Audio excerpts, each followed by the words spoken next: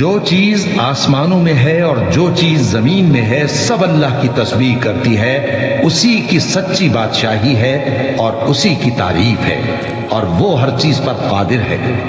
وہی تو ہے جس نے تم کو پیدا کیا، پھر کوئی تم میں کافر ہے اور کوئی مومن، اور جو کچھ تم کرتے ہو اللہ اس کو دیکھتا ہے۔ اسی نے آسمانوں اور زمین کو حکمت سے پیدا کیا، اور اسی نے تمہاری صورتیں بنائیں اور صورتیں بھی اچھی بنائیں، اور اسی کی طرف تمہیں لوٹ کر جانا ہے۔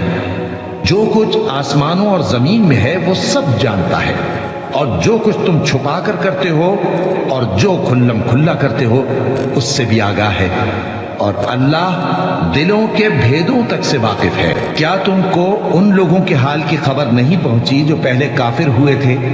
تو انہوں نے اپنی کرتوت کی سزا کا مزہ چکھ لیا، اور ابھی دکھ دینے والا عذاب اور ہونا ہے۔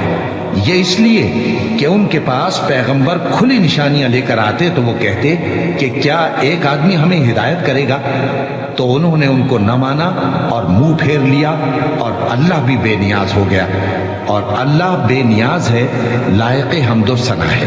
جو لوگ کافر ہیں ان کا اعتقاد ہے کہ وہ دوبارہ ہرگز نہیں اٹھائے جائیں گے۔ کہہ دو کیوں نہیں؟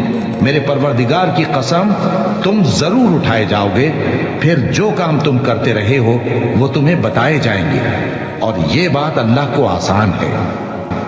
تو اللہ پر اور اس کے رسول صلی اللہ علیہ وآلہ وسلم پر اور اس نور یعنی قرآن پر جو ہم نے نازل فرمایا ہے ایمان لاؤ، اور اللہ تمہارے سب اعمال سے خبردار ہے۔ جس دن وہ تم کو اکٹھا کرے گا یعنی حشر کے دن، وہ نقصان اٹھانے کا دن ہے، اور جو شخص اللہ پر ایمان لائے اور نیک عمل کرے وہ اس سے اس کی برائیاں دور کر دے گا، اور جنت کے باغوں میں جن کے نیچے نہریں بہہ رہی ہیں داخل کرے گا۔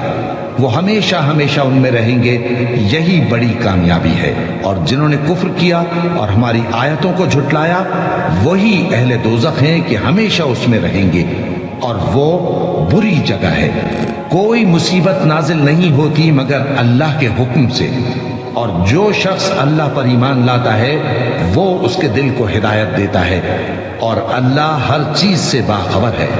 اور اللہ کی اطاعت کرو اور اس کے رسول کی اطاعت کرو، پس اگر تم منہ پھیر لوگے تو ہمارے پیغمبر کے ذمے تو صرف پیغام کا کھول کھول کر پہنچا دینا ہے۔ اللہ جو معبود برحق ہے اس کے سوا کوئی عبادت کے لائق نہیں، تو مومنوں کو چاہیے کہ اللہ ہی پر بھروسہ رکھیں۔ مومنوں، تمہاری بیویوں اور اولاد میں سے بعض تمہارے دشمن بھی ہیں، سو ان سے بچتے رہو، اور اگر معاف کر دو اور درگزر کرو اور بخش دو تو اللہ بھی بخشنے والا ہے، مہربان ہے۔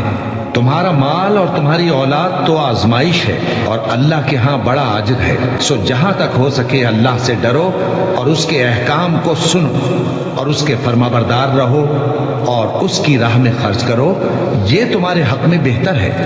اور جو شخص طبیعت کے بخل سے بچایا گیا تو ایسے ہی لوگ راہ پانے والے ہیں۔